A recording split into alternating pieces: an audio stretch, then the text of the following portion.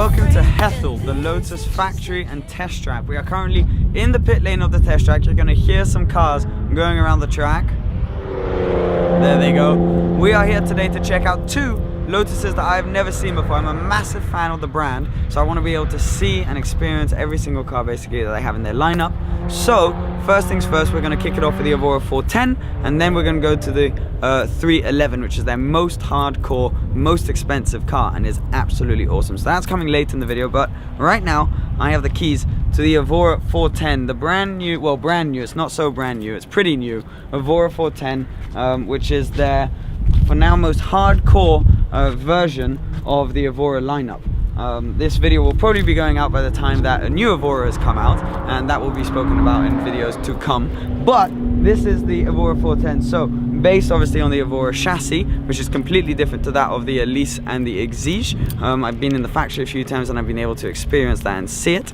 The Evora 410, so it started off with the Evora, then there was the Evora 400, and now there was the Evora 410. It is based on the initially the same 3.5 litre V6, but then it has a charge-cooled supercharger, which is a bit bigger and gives out more power. So this car has 410 horsepower. It does 0 to 60 in 3.9 seconds, top speed of 190 miles an hour. And this one, being the automatic, comes in at about 1,300 kilos. The manual obviously is quite a bit lighter than that, so it is basically a lighter, more powerful version of the Evora 400. Now then, lighter because they've used carbon fiber. There is ample amounts of carbon fiber around the body. So there's carbon fiber, for example, here on this, I guess, front bumper slash splitter, which looks awesome but also saves some weight.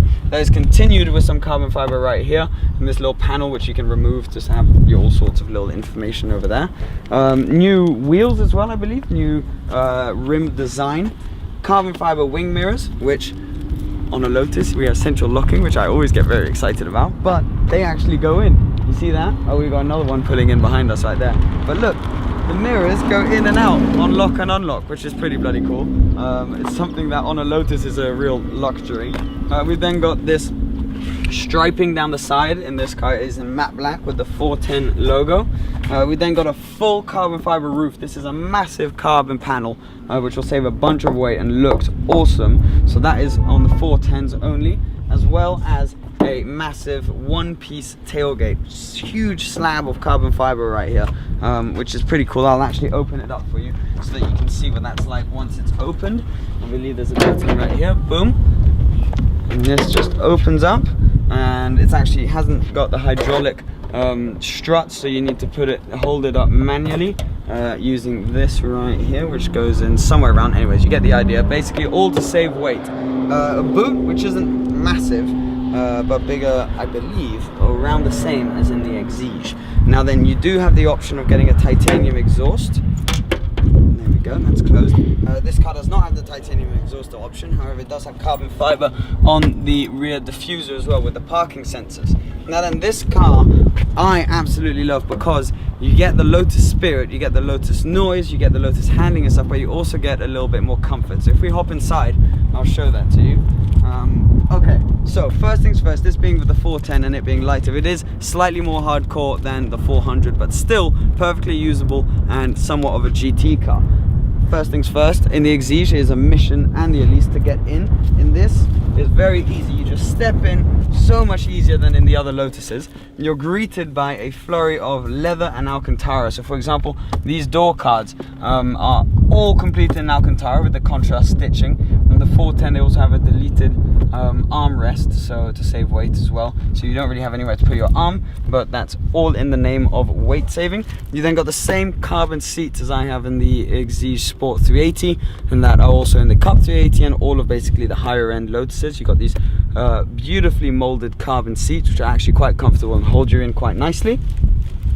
Then around here, it is all so much more luxurious than in the Exige. So for example, everything is all finished in Alcantara or leather up here, Alcantara steering wheel, Alcantara above the dashboard. The dashboard itself, you have two little screens on each side of the analog rev counter and speedometer, which look awesome. You've then got these slightly nicer finishes on the air vents. You've got everything electric for the mirrors, stuff like that, which you don't have in the Exiges. Little cubbies as well, where you can hide some stuff down here. And then on the center console, is where you really start to see how much more comfortable these cars are than the Exige. So this one is an automatic gearbox, so you have your park, reverse, neutral and drive settings. Paddles on the steering wheel, which are beautifully finished, and I don't know if they're aluminium or metal, but they feel really nice and expensive when you touch them, which is a nice touch because the paddles is something hopefully you'd be using a lot, so you really want those to feel good. You've then got your cruise control settings on the steering wheel. Now, I love the design of this steering wheel. You got this little ring here so you can see exactly where you're steering and when you're pointing the steering wheel, which is very nice. You've then also got a full sound system. So as you can tell down here, we've got a proper speaker, as well as up on the dashboard right here. We've got a Sport 380 driving around as well in front of us. But yeah, you got a full Alpine system. This is actually a cost option to be able to have this, because in the 410s they come standard with no radio. So you have this, it sounds good, proper sound system, which in the Sport 380 is not great, let's be honest, whereas in this car it does sound really good. You've then got all of your buttons on top here, which we'll show you in a bit, for your sport mode, race modes, your hazards obviously, your lock and unlock buttons, and then your exhaust valve override button, so you can be in your comfort modes but still have the exhaust open. That's all continued over here with more contrast stitching, more Alcantara, and a little plaque with David Hills, who's built the most part of this car, who is also the same guy who worked on my Sport 380. Now in the back, in the 410, you usually, in the 400s you get back seats around here, but in the 410 it was a 2-seat option only. So you actually have this huge storage area where you could fit like a massive amount of bags. So this is basically probably about double the size, if not triple, of the boot run back. So having this is a massive advantage, and you can put a bunch of bags here. So that's fantastic to be able to have that behind. Now then, I'm gonna start this up. It being basically based on the same engine, it sounds similar to my car, but a lot more meaty and graspy. So, key in, I'm gonna start it, open the valves and give you a few revs because the engine's warm.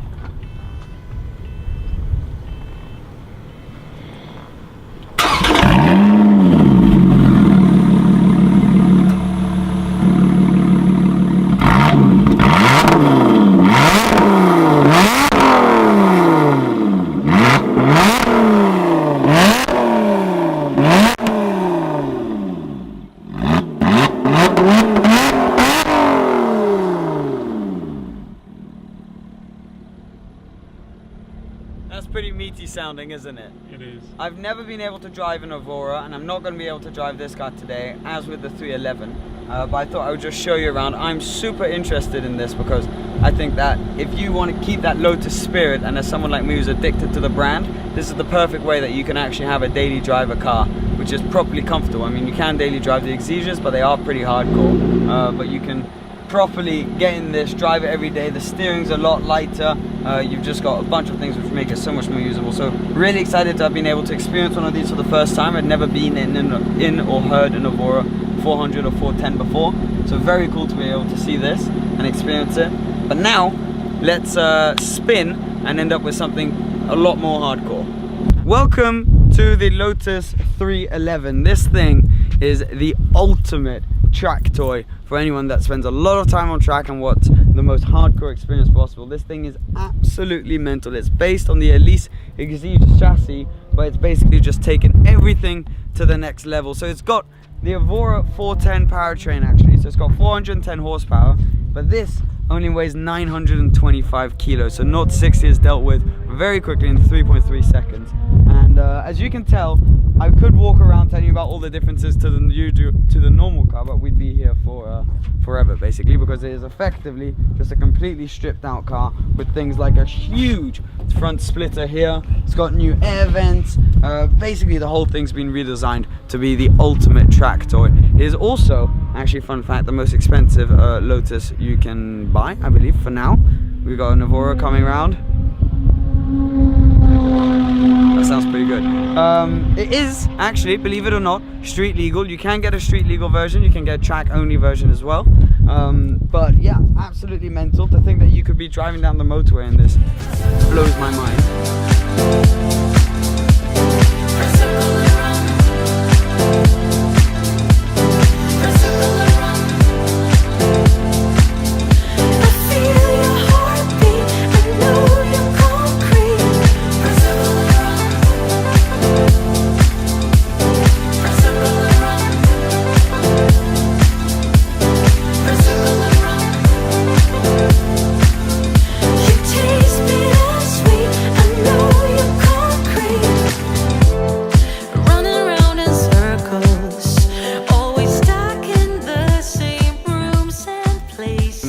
go around the side, you'll see there are no doors.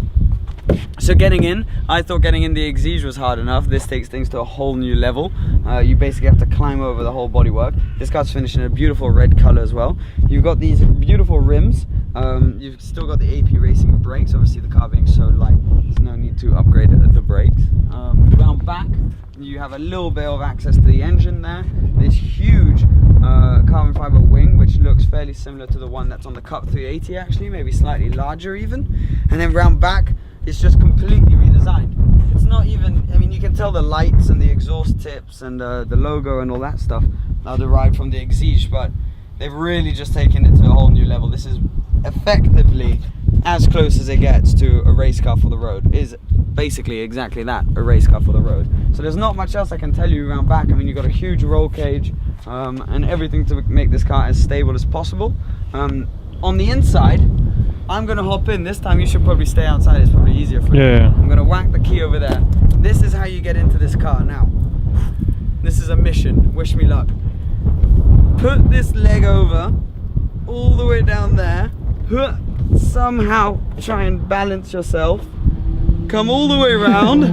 This is what I've been doing. Okay. I'm in. I mean, the smartest way to do it, which I haven't done, is to move your seat back and then you can actually take the steering wheel off and that makes life a lot easier. But for some reason, I've decided not to do that. The seats in this car actually aren't the carbon fiber ones that you get in the 380s or in the 410, I believe. Am I wrong there? Yeah, no, they are there. They aren't carbon fiber. They do feel slightly different. We've got these harnesses, obviously, because when you're going to be on track, you want your 4-point harness, so I'm just going to strap in, don't mind me. Put my 4-point harness on, which is pretty badass. It makes you really feel like you're good to go and you know what you're doing. I have no clue, but you know, every little bit helps. Key is exactly the same. On the inside, there's not much I can tell you about. You've actually, in this one, contrary to the Evora 410, got a tiny bit of an armrest right here. If ever you're cruising along. Steering wheel's obviously different, Momo steering wheel. You still got the open gated. Sorry, that's the behonk there. You still got the open gated shifter right here, which is as amazing as always. The Lotus sort of touch there, which is awesome. And I mean, you can hear it so much in this car because it's so stripped out. You then got here your start button, your lights when you're driving on there, electrical kill switch, your hazards, the little rear view mirror, which is quite cute back there, where basically all you see is a tiny bit of sky, some roll cage and your own face. But you know, it's useful. You're basically not really going to be looking what's behind you because they'll be left behind for days. You got the key, which I'm going to whack in, and then we've got this awesome, let me show you. If I start it up, it's quite loud. There's an awesome Motec dash. So I don't know if you'll be able to see it with the light reflections, but you got all sorts of different settings. So this is the main setting right here. You got your revs, your speed in the corner, your water temperature, fuel, oil pressure, fuel pressure. You've also got your traction control slip. So actually I should probably take the camera for this to show this around the side. Right down here we've got a little knob where we can choose how much of a percentage of angle we want the car to give us in terms of slip. So that controls the traction control like you have in the 380 Cup, and that's very cool. And you can see it down in the bottom corner right here. It tells you, you know, right now we're getting 1.7% slip, 2.3, all the way up to having everything off. I'll give that back to you, AO. Now this, by clicking the button right here, we can change from loads of different settings. So first of all, you can see that there are the dash, on the dash right there, there are the shifter lights. So those will light up when you need to change gear. I don't know if they do it when you're stationary. You can see them starting to come on. And then you can switch to a more analog styled rev counter with your speed and your gear there. And then this is where stuff gets all technical. You've got your coolant temperatures, you've got all sorts of different lap time information, everything is there. And then, I mean, it just keeps going. You can literally have all the information you want, oil pressures. Basically, you can set this up to exactly what you want. So this Motec dash is very, very cool. This is how I'd have it personally. I mean, this car is just some next level stuff. Listen to the noise as well, you ready?